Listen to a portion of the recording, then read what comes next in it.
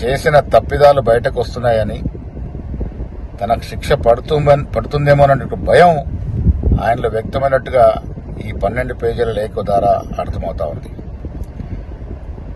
విద్యుత్ కొనుగోలులో నిజంగా కూడా కేసీఆర్ ప్రమేయం లేకుంటే ఈ 12 పేజీల లేఖ అయితే జస్టిస్ నరసింహారెడ్డి గారికి రాసినారో అదే 12 పేజీల లేఖ రాసి మీ తప్పిదం లేదు దీంట్లో నిరూపించుకునే ప్రయత్నం ఎందుకు చేయట్లేదు? మీరు మళ్ళీ సెంటిమెంట్ని రాజేసి మీరు తెలంగాణ వాళ్ళ మీద ఎలా ఎంక్వైరీ చేస్తారని, విచారణ చేస్తారని భయపెట్టే ప్రయత్నం కేసీఆర్ చేస్తున్నట్టు కనబడతా ఉంది.